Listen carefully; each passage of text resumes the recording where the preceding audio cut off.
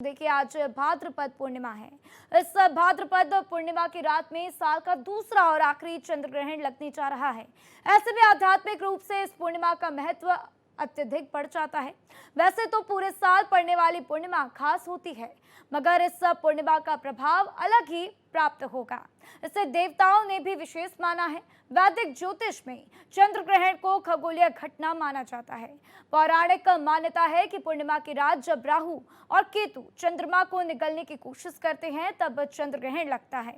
और आज लगने वाले इस ग्रहण का प्रभाव भारत साथ ही विदेश की भौगोलिक स्थिति पर भी देखने को मिलेगा। खगोलविदों के अनुसार आपको बता दें कि चंद्र ग्रहण पृथ्वी की स्थिति के कारण होता है।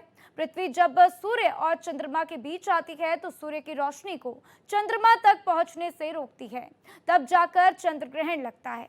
सबसे बड़ी बात यह है कि इस बार पितृ पक्ष की शुरुआत इस खगोलीय घटना के साथ हो रही है। दरअसल माना जाता है कि पितृ हमारे जीवन में सुख, शांति और समृद्धि बनाए रखने में अहम भूमिका निभाते हैं।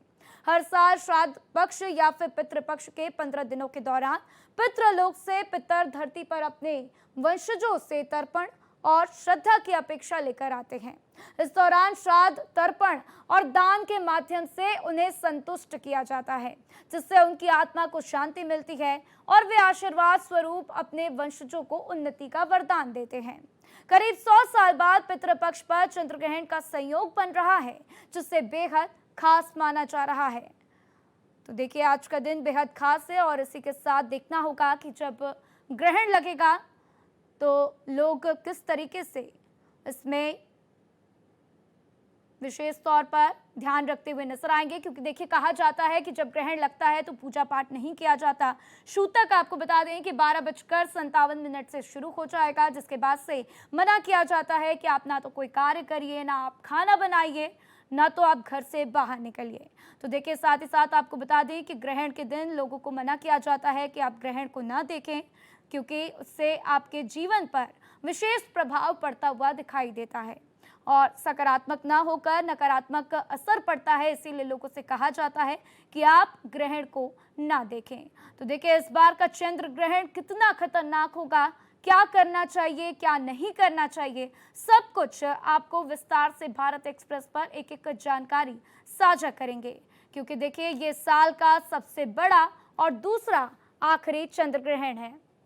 देखिए 3 घंटे 28 मिनट का चंद्र ग्रहण लगने वाला है और देखिए आपको ये तस्वीरें दिखा रहे हैं किस तरीके से आप इस मैप के माध्यम से, सैटेलाइट इमेजेस के माध्यम से समझ सकते हैं। आपको बता सकते हैं कि क्या कुछ ग्रहण जब लगता है तो दिखाई देता है, लेकिन साल का आज सबसे लंबा चंद्र ग्रहण देखने को मिलेगा और ये कितना खतरनाक, सब कुछ आपको विस्तार से बताएंगे। तो देखिए आज साल का सबसे लंबा चंद्र ग्रहण है। इसकी अपनी धार्मिक और पौराणिक मान्यता तो है ही, लेकिन साथ ही विज्ञान की नजर में यह अनोखी खगोलीय घटना है। ये रिपोर्ट देखिए। श्राद्ध पक्ष, जिसे पितृपक्ष भी कहते हैं, 7 सितंबर यानी रविवार से शुरू हो रहा है। लेकिन इस बार पितृपक्ष के पहले ही दिन चंद्र ग्रहण लगने से लोगों के मन में ये प्रश्न है कि सूतक के दौरान श्राद्ध की पूजा या पितरों का तर्पण कैसे किया जाएगा। 7 सितंबर को भाद्र मास की पूर्णिमा तिथि है, जिसे पितृ पूर्णिमा या श्राद्ध पूर्णिमा के नाम से जाना जाता है।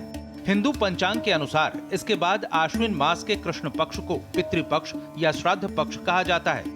इन 15 दिनों के दौरान लोग अपने पितरों की पूजा करते हैं, जिसे तर्पण कहते हैं। लेकिन इस बार आश्विन कृष्ण पक्ष का आरंभ ही चंद्र ग्रहण के साये में होगा। चूंकि चंद्र ग्रहण का सूतक 12:57 से शुरू हो जाएगा, इसलिए देव पितृ कार्य यानी तर्पण भी इससे पहले तक ही किए जाएंगे। श्राद्ध की साथ ही श्राद्ध पक्ष में जिन लोगों का श्राद्ध पूर्णिमा तिथि को होगा, उनको ब्राह्मण भोजन भी सूतक लगने से पहले ही कर लेना होगा। तो स्पर्श के समय से 2 घंटे पहले बंद करने की परंपरा है। हम लोग और सेफर साइड पर चलते हुए रात में 7:30 बजे तक तीनों आरती अपनी 4 बजे से प्रारंभ करेंगे। सायंकालीन जो आरती होती है 4 से 5 हमारी सप्तऋषि आरती होगी, 5:30 से 6:30 हमारी श्रृंगार दर्शन आरती होगी और उसके बाद रात में 7 से 7:30 हमारी शयन आरती हो जाएगी और 7:30 बजे मंदिर बंद कर दिया जाएगा। इतना ही नहीं, दशकों बाद श्राद्ध पक्ष में 2-2 ग्रहण लग रहे हैं। इसकी शुरुआत चंद्र ग्रहण से हो रही है तो समापन पर सूर्य ग्रहण है।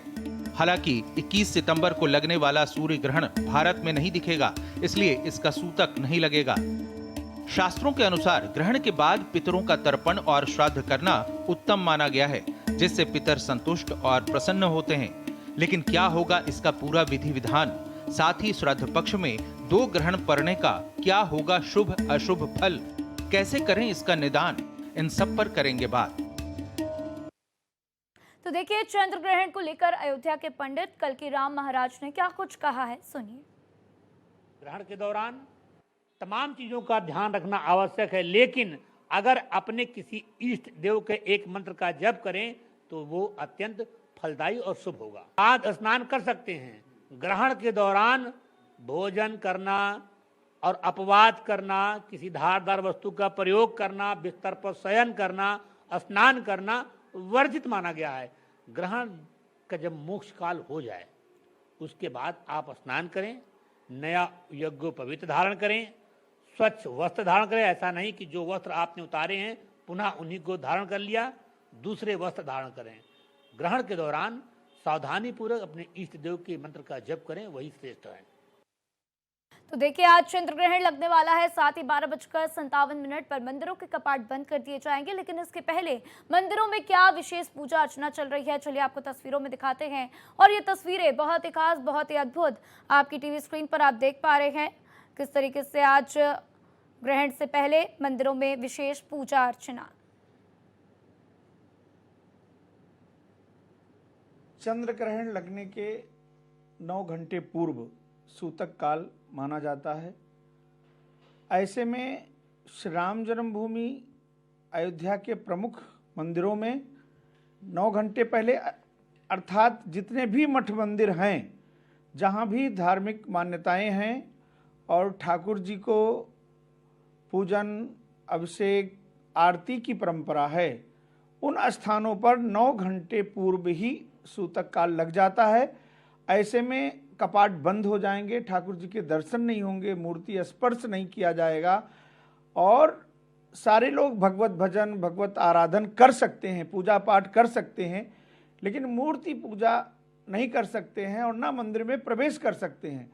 ऐसे में जितने भी पट मंदिर हैं, माँ सरजू जी की आरती, राम जन्मभूमि, हनुमान जी, जितने भी ठाकुर जी से संबंधित धर्म पूजा पाठ का कार्य है, वो सब बंद हो जाएगा।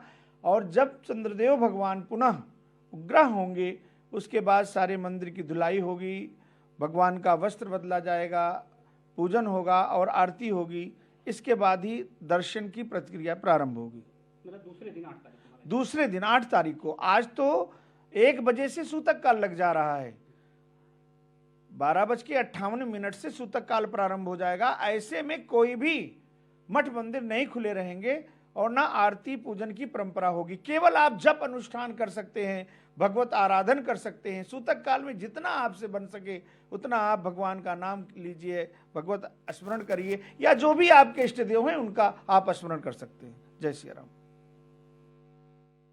के सुन रहे थे आप किस तरीके से उन्होंने बताया कि आज मंदिरों में पूजा अर्चना नहीं की जाएगी। दोपहर 1 बजे के बाद देखिए सूतक काल लगते ही लोगों को मना किया जाता है कि मंदिरों में मत जाइए, साथ ही साथ आप स्नान मत करिए, खाना मत बनाइए। कई कार्य हैं जिसके लिए मना किया जाता है। खासतौर से अगर आप सिलाई कढ़ाई का काम करते हैं तो उसमें भी मना किया जाता है कि आप मत करिए। और घर में कहा जाता है कि आप राम नाम ले, आराम से बैठें और अपना समय व्यतीत करें। साथ ही साथ आपको बता दें कि जो गर्भवती महिलाएं हैं उनके लिए भी विशेष गाइडलाइंस इसमें निकाली जाती हैं और उनको भी कहा जाता है कि उनका पालन किया जाए। और देखिए, वाराणसी के दशाश्वमेध घाट स्थित गंगोत्री सेवा समिति की ओर से आज दोपहर में ही गंगा आरती की गई। सूतक लगने के पूर्व गंगा आरती की गई है। चलिए आपको कुछ तस्वीरें भी दिखा देते हैं। तो देखिए, आज चंद्र ग्रहण लगेगा, लेकिन इसके पहले किस तरीके से तमाम मंदिरों में विशेष पूजा अर्चना की जा रही है वो आप इन तस्वीरों में देख सकते हैं। वाराणसी की यह तस्वीर किस तरीके से वहां पर दशाश्वमेध घाट पर मंदिर समिति की ओर से आज दोपहर में ही गंगा आरती की गई और ये तस्वीरें आप देख पा रहे हैं। तो देखिए, ये ग्रहण कितना खतरनाक होगा, साथ ही साथ कितने घंटे का होगा, क्या कुछ इसका असर पड़ेगा, क्या करना चाहिए, क्या नहीं करना चाहिए, ये तमाम सवाल हैं जो लोगों के मन में आते हैं। और ऐसे में देखिए, भारत एक्सप्रेस आपको एक एक डिटेल्स, एक एक जानकारी साझा करता हुआ नजर आ रहा है। साथ ही साथ हम आपको आगे भी डिटेल साझा करते रहेंगे। तो देखिए 3 घंटे 28 मिनट का ये पूरा चंद्र ग्रहण रहने वाला है, जिसमें कहा जाता है कि आप चंद्र ग्रहण जब लगता है तो घरों से बाहर ना निकलें, आप बाहर निकलकर चांद को बिल्कुल भी ना देखें।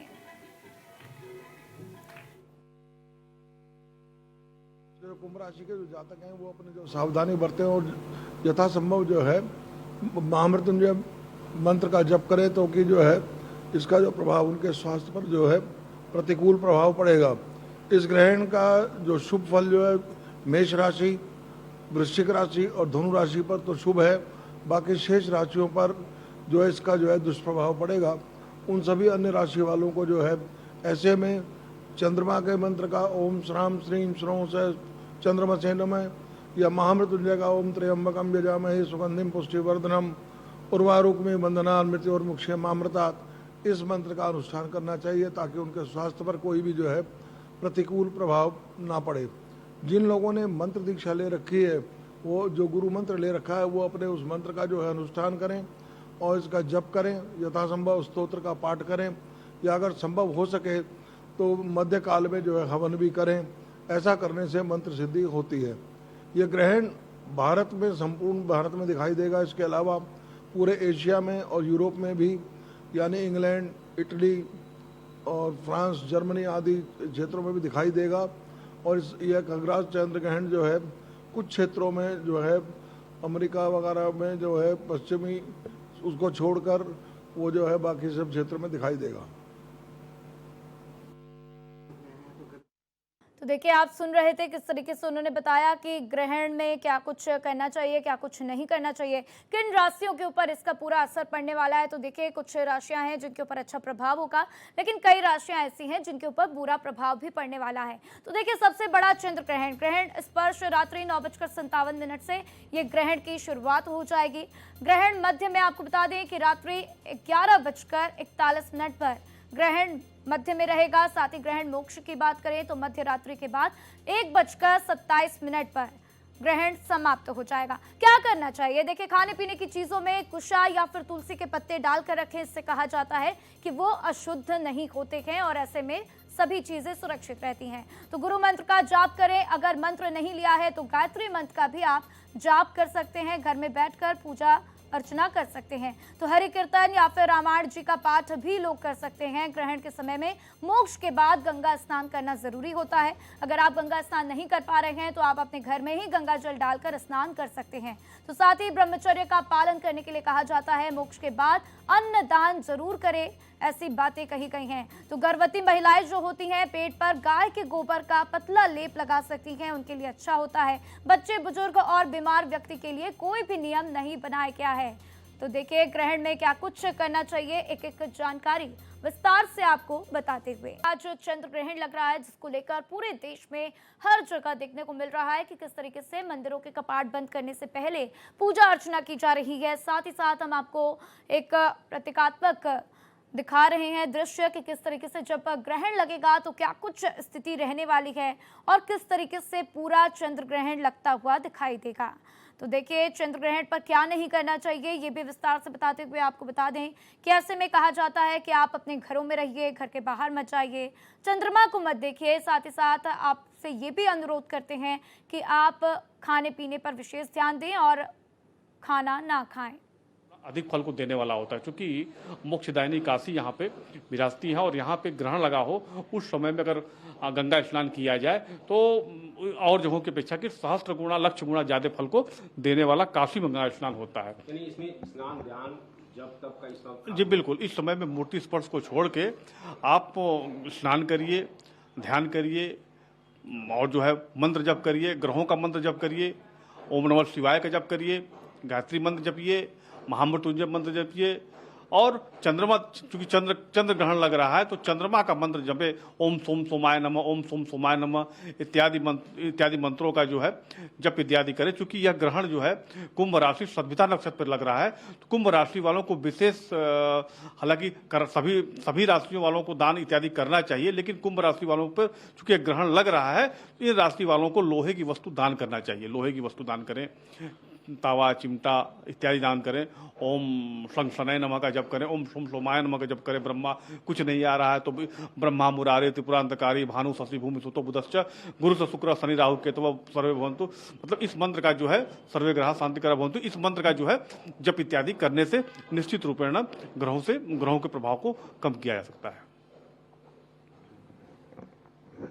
देखिए, चंद्र ग्रहण पर क्या कुछ नहीं करना चाहिए आपने सुना, साथ ही साथ किन राशियों के ऊपर विशेष प्रभाव पड़ेगा ये भी आप समझ रहे थे। तो देखिए, चंद्र ग्रहण कितने देर का होगा, तो करीब 3 घंटे 29 मिनट तक पूर्ण चंद्र ग्रहण दिखाई देने वाला है।